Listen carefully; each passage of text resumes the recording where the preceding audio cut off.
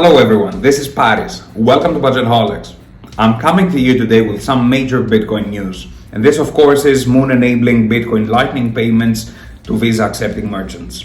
Moon's announcement is a chance for us to discuss the underlying technology, i.e. the Lightning Network, and what this could mean for addressing certain limitations of Bitcoin as a form of payment. If you're interested in personal finance, investing, and wealth building, please hit the like and subscribe button as this helps me immensely with the YouTube algorithm. Without further ado, let's jump into the video.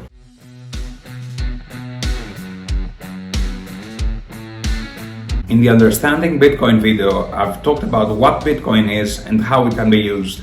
Bitcoin seems to be on its way to replacing gold. It's simultaneously being used by both individual and institutional investors as a form of investment and as a reserve currency. And although the case of how Bitcoin could replace gold is already built, there are still various limitations to Bitcoin as a form of currency. These limitations can be summed up in two main points. Firstly, Bitcoin has transaction fees, and these transaction fees can vary depending on the traffic on the blockchain network. You could go and buy a cup of coffee costing $3 because you're a responsible adult and end up paying more in transaction fees. Or your transaction could take hours or even days to process. And the second issue is scalability. While Visa, for example, can scale up to handle up to 24,000 transactions per second, Bitcoin currently can only handle up to 7 transactions per second. And even if this number scales to double or 10 times the amount of transactions per second, it's still way lower than what Visa and other providers can offer. This is where the Lightning Network comes in.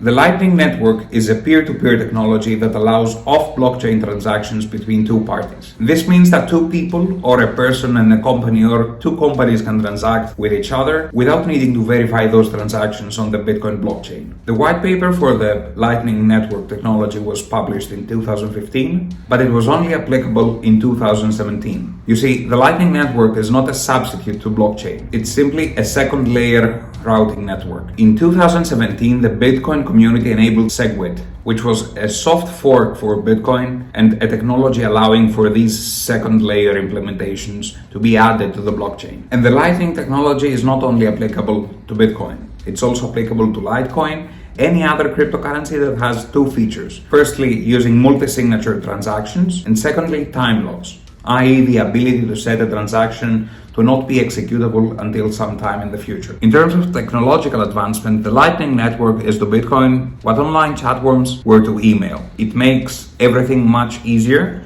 and in the case of Bitcoin, it makes everything much cheaper. Now, traditionally, in order to send somebody Bitcoin, I'd have to enter their wallet address and wait for 3 to 6 confirmations for the transaction to be considered fully confirmed. However, using the Lightning Network, we set up a payment channel between us. In the case of a coffee shop example, imagine it as getting a card for your favorite coffee brand and then depositing an amount in that card. Instead of taking money out of your actual bank account every time you visit the coffee shop, you just use the balance on your card. Let's say you make an initial deposit of $20, and every time you use that card to buy a cup of coffee, you just pay the $2 the coffee costs because you're a responsible adult using your coffee store card. This means that you won't have to be paying transaction fees to the Bitcoin network for each cup of coffee you're buying. Those transactions, instead of being recorded on the blockchain, are recorded in an internal ledger, and they are only verified if both you and the coffee company approves them. That's where the magic takes place. You can transact within a Lightning payment channel as many times as you want without paying any fees. And this channel could also be programmed so that the coffee store gives you a reward. For example, after 7 cups of coffee, it gives you a cup of coffee free, recorded within the internal ledger of the payment channel as a transfer of certain funds to your account, to your end. The question that arises is, will I have to open another channel with everybody I'm willing to transact? You can do this, but you don't need to. You see, the way this works is that if you try to make a payment to another party that has a Lightning enabled wallet, and you both know and have an already active channel with a third party, your transaction could go through that third party to your end target. So let's say you want to make a transaction with Bob, but you don't have a payment channel with Bob, but you do have a payment channel with Alice, and Bob also has a payment channel with Alice, then your transaction could go through Alice to Bob. Keep in mind that this is a multi-signature transaction. which means that both you and Alice, and afterwards Alice and Bob, have to approve the transaction.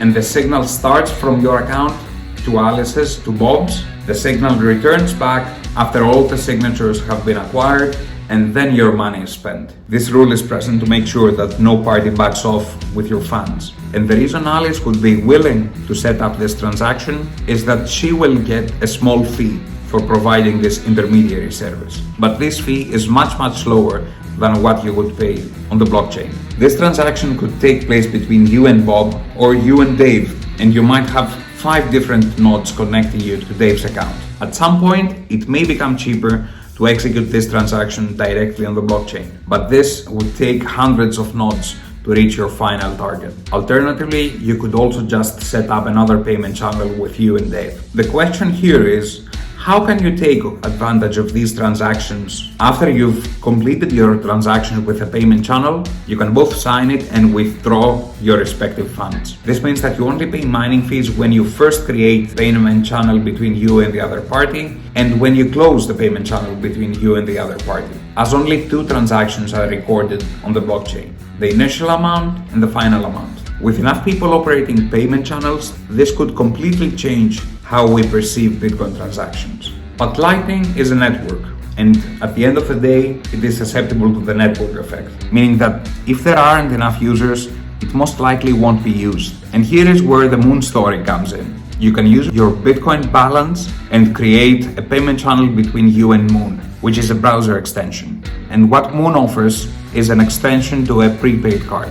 This card generates a Lightning invoice, allowing you to purchase products on any website accepting Visa payments. This is by no means a decentralized transaction, as you're using Moonfer, a centralized business, and Visa, a traditional intermediary, and it's been referred to as Bitcoin 3.0, i.e. Bitcoin banking. But if you could find enough people willing to set up Lightning payment channels, your transactions could stay within the decentralized space. Now, there are a number of wallets offering Lightning payments. Some examples for both iOS and Android devices are the Wallet of Satoshi, Zap, and Blue Wallet. But keep in mind that the Lightning Network is a much younger technology than Bitcoin. And right now, it's much like what MSN was in the early 2000s. Imagine what this would look like if it evolved in a similar manner to how we now have Viber, Signal, or WhatsApp compared to MSN. Let me know what are your thoughts on the Lightning Network. Would you be willing to set up Lightning networks for small transactions? Or would you simply use fiat currencies and maybe use Bitcoin payments for larger transactions, such as buying your own Tesla? Or if you're simply investing in Bitcoin? Or if you're not? Whatever the case, just let me know down in the comments. If you enjoyed this video, please hit the like and subscribe button, as this really helps me with the YouTube algorithm. You can get in touch on Twitter or Instagram. The username is Budgetaholics. I'm hoping you have a great weekend, and until we meet again, don't stop investing. Cheers.